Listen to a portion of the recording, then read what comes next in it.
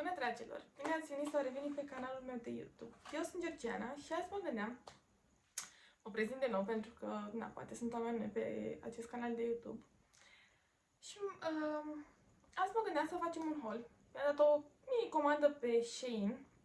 Eu am auzit de Shein acum 2 ani de zile, prima mea comandă a plasat acum 2 ani de zile și mai am câteva chestii de la ei, de care am fost încântată.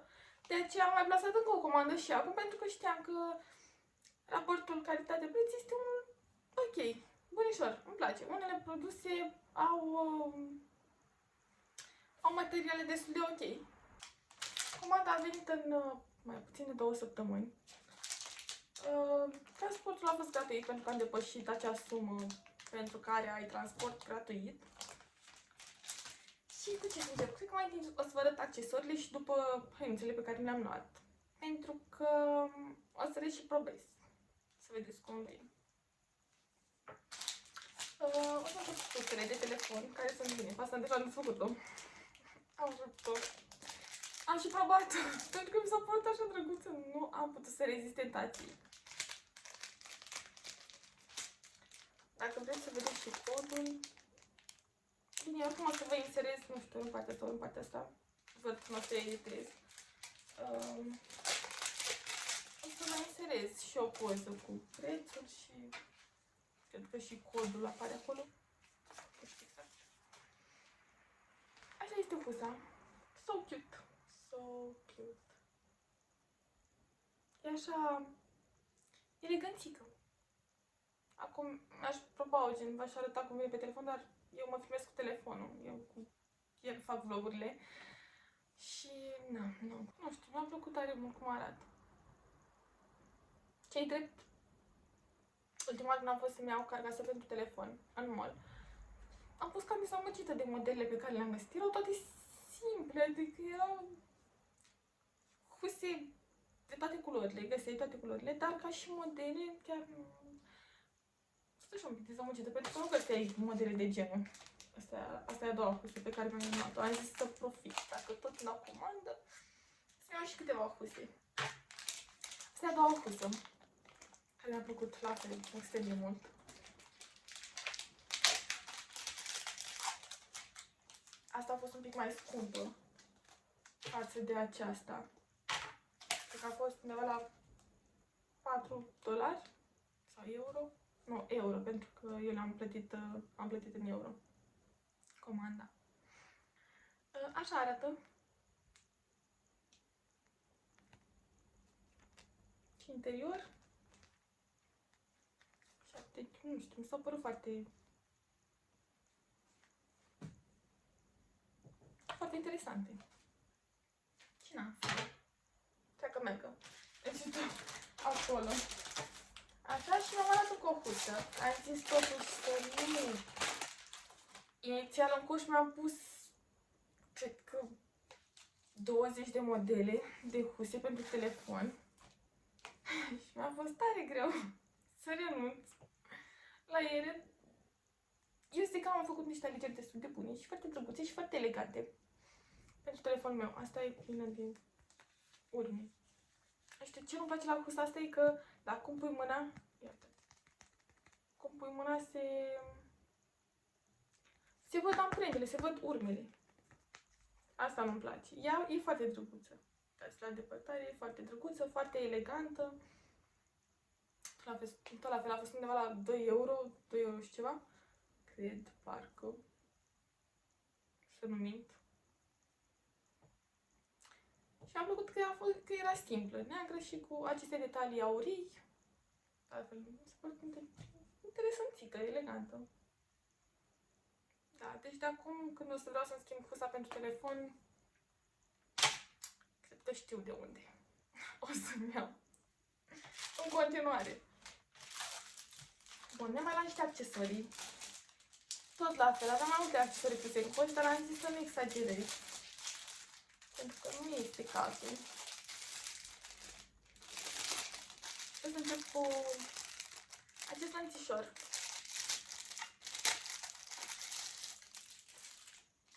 Care mi-a plăcut foarte mult. foarte drăguț. Aceste detalii din perle și cu chestia asta de la mijloc. Foarte frumos, foarte elegant, adică nu mai știu la cine văzusem pe Instagram și am zis că de ce nu să-mi iau și eu. Și chiar am căutat lănțișori din perle, am scris acolo vrute și nevrute, nu mai să găsesc și eu acest model de lănțișor. Dați-mă deschis se vadă mai bine.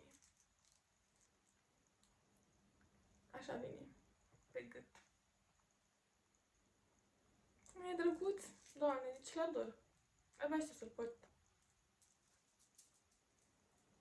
Ce abia aștept.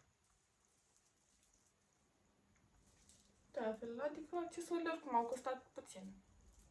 Nu prea mult. Da. Love it. După mai avem un lănțișor care mi s-a părut la must have. Acesta care e cu o inimioară. Deci, ce drăguț este, nu? Ce drăguț este această inimioară. Deci, na, m-am topit. N-aveam cum să nu-l iau. Și se încheie foarte ușor. Face așa chestia asta prin gaură și asta e cruciulița mea pe care o port mereu. Eu fără cruciulița asta nu stau.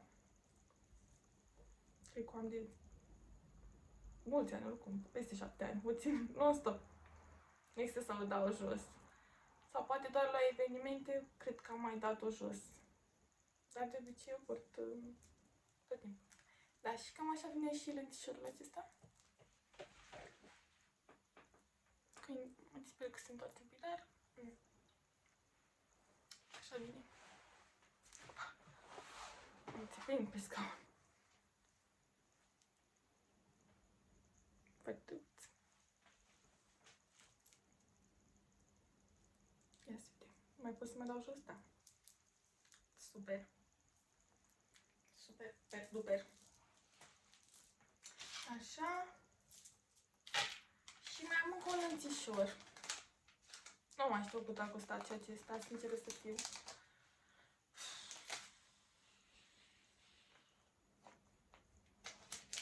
Dar la fel o să vă inserez aici.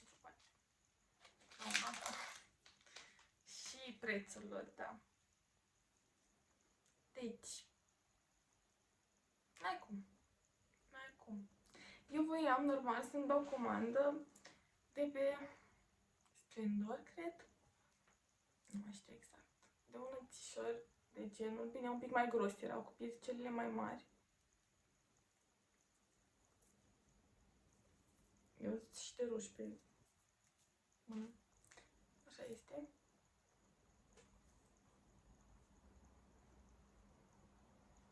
Și bine, eu așa vreau să-l port la baza gâtului, așa. Deci uitați-vă cât de finuț este. Chiar aveam nevoie, n-aveam nimic de genul.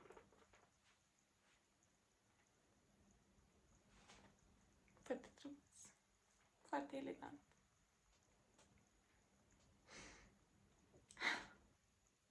Ador. Ador accesorile în general.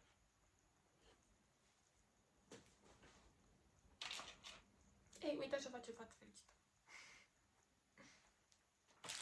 Bun, cam asta... Am mai niște cercei. Două perechi de cercei.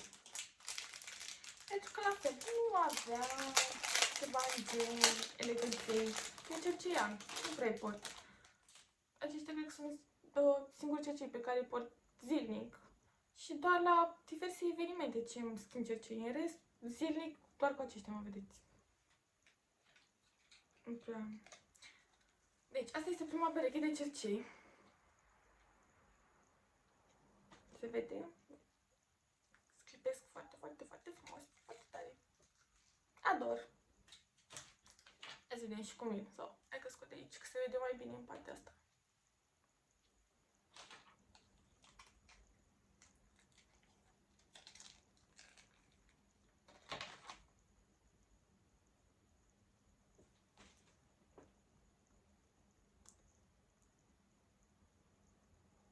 Deja mi-a stupă celălalt cerceluș. Mi-am o gaură pe aici, pe undeva pe sus, dar n-am cercel momentan acolo. Ei, cam așa sunt. Vai, deci... Parcă altceva. Parcă sunt deja mai eleganțică. Mai elegantă, mai wow. Ies în evidență mai tare, nu? Nu mi se pare. Mi se pare doar mie? Wow. Ce drăguț sunt. Și ce frumos clipesc. Foarte frumos. Și abia aștept să-i port la evenimente.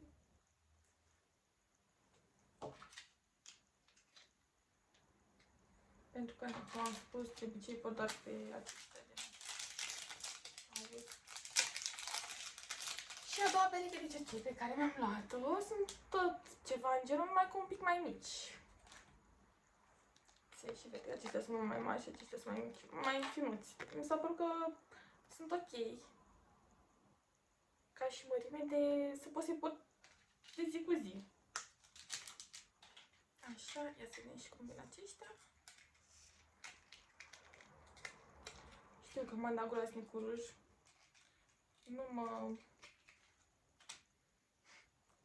Nu râdeți de mine.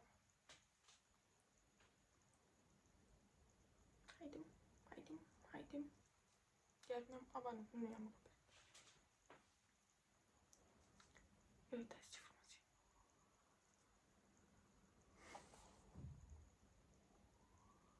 M-am îndrăgostit. Sunt îndrăgostită.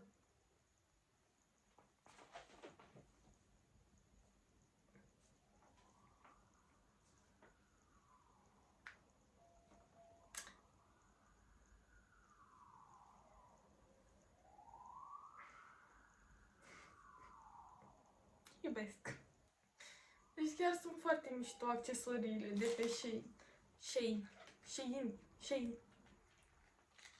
Cum să spune? Și sunt foarte faine. Le iubesc.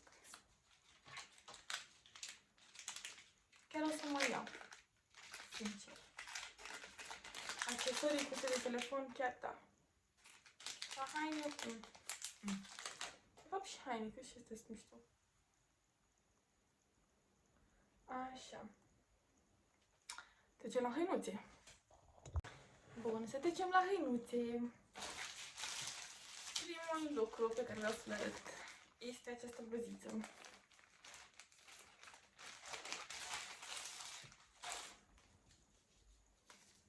Foarte drăguță. Și drept când am văzut eu pe site, mi s-a părut, sincer, un material mai plin. Adică, bine, nu știu dacă neapărat era un material mai plin cât mi s-a părut mie, că este un material mai plin. Dar este, de fapt, și de transparentă. O să o probez și o să o vedeți imediat și cum vine. Așa este. Este foarte mare. Foarte mare așa și place. Asta merge de purtat în club. Merge. Faină.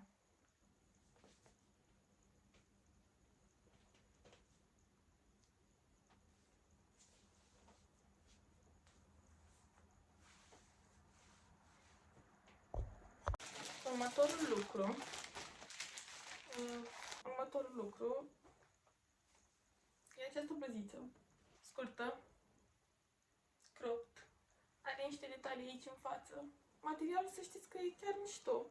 Așteptam să fie sintetic și așa, nu știu cum să zic, în acela lucios care te ține atunci când te îmbraci, când încerci să te îmbraci și te ține materialul acela și mai și transpiri. Am crezut sincer că o să fie un material din acela nașpa, dar e chiar mișto. Nu știu dacă...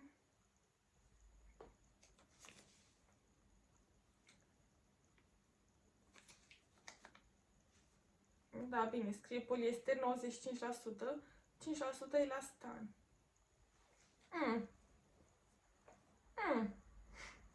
Dar bine, pentru 5 euro, cred că 5 euro am dat pe ea, e chiar mișto. E elastică, se întinde, da. Mișto. Vreau și să o probez, să vedem și cum vine. tot la fel pentru... Gândeam că este, mai este un club bine, eu nu trebuie să un club, dar asta e partea a doua, nu contează. Lasă-l să fie acolo, că nu se știe niciodată când este un club.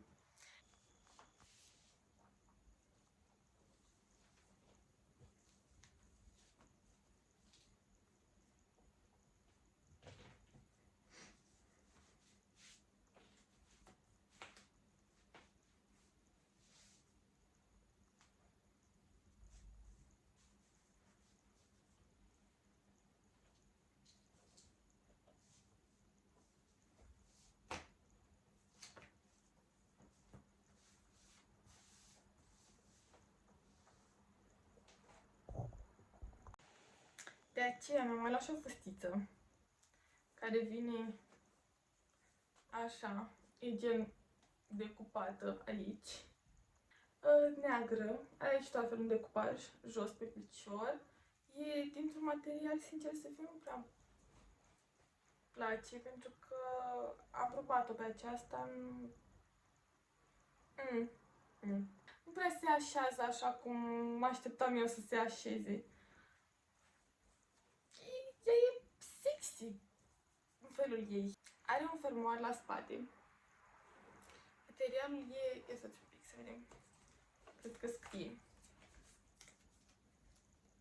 Asta e 100% poliester. Aia măcar o avea și la stand. Da. Merge. Merge tot la fel de clubăreală, dar, cum am mai spus, la cum este un club, nu știu ce să zic.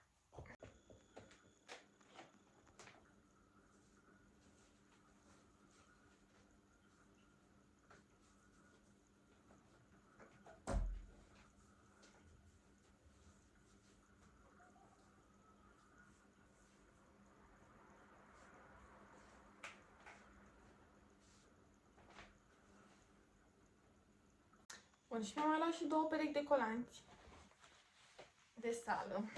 Mi s-au părut mie interesanți că au fund. Nebună și eu. Dar aveam nicio pereche de colanți cu fund și am zis că să mi iau și niște colanți cu fund, că văd că se poartă. Fetele astea mai așa merg la sală, cu ceva genul, colanți de genul, cu fund. Dau această încrețitură aici, care practic îți face fundul mai mare. Ce-i drept, nici nu știu dacă se va arăt sau nu. Mă mai gândesc. Nu știu dacă se va arăt, dar vin mișto, sincer, sunt super elastici. Bata ține foarte bine talia. Într-adevăr, mărimile chiar corespund. Pentru că mi-am luat la perechea asta de colanți, mi-am luat mărimea S, eu normal așa port S, XS uneori. XS, S mai mult. Și S rămâne foarte bine. Mi-am luat o pereche de colanți pe negru, deci la fel ca aceștia, doar că pe negru. Și XS-ul nu prea... mă cam strâng un pic. Adică simt așa că parcă cam ține un pic. Dar chiar sunt mișto colanții, chiar sunt faini, chiar nu înțelegeam de ce toate fetele și-au colanți de pe Shein. Acum înțeleg. Acum înțeleg. Materialul e așa moale și comod. Sunt super comozi colanții, deci n-ai cum. Sunt... au 34% poliester, 54% poliamide, și 12% elastan. Da. Chiar sunt fain. Chiar îți țin burtica, țin totul la locul lor și chiar îți fac fundulețul, fain. Mișto.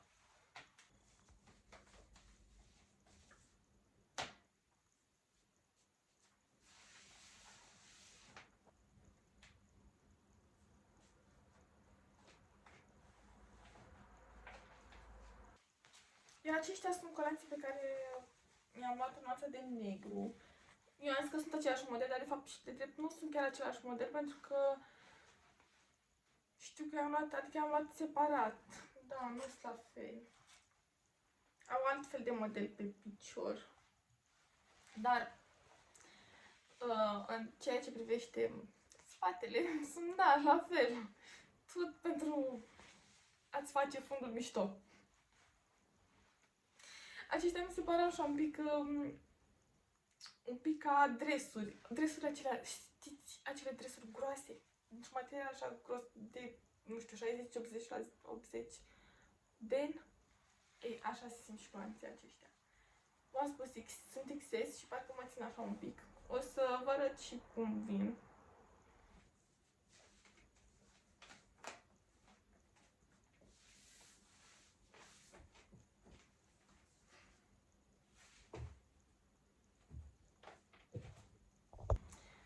Dar sunt mișto, sunt elastici, se întind, poți să ieși cu ei afară, poți să te miști, poți să tot sub control, adică chiar. Și ce mai place mie la ei este că nu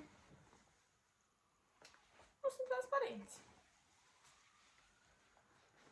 Bine, nici nu am fost la sală să fac exerciții, să mă plec și să-i pun la încercare, dar când i-am probat, nu păreau așa transparenți. Erau chiar ok. Da, sunt chiar mișto.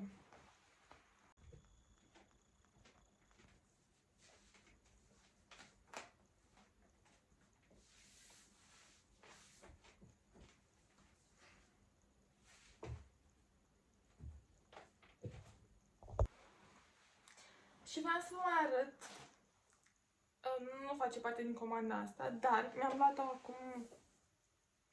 luat un trench acum 2 ani de zile și încă l-am și chiar e foarte fain.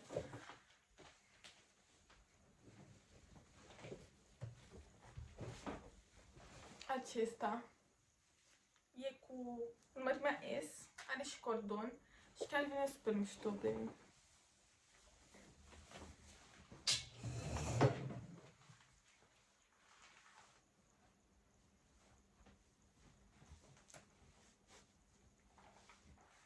Da, e chiar mișto. Și nu mai știu cât a fost, dar nu foarte mult oricum. Cred că până în 80 de lei, ceva de genul. Sper că v-a plăcut și ne vedem data viitoare. V-am pupat, seară frumoasă!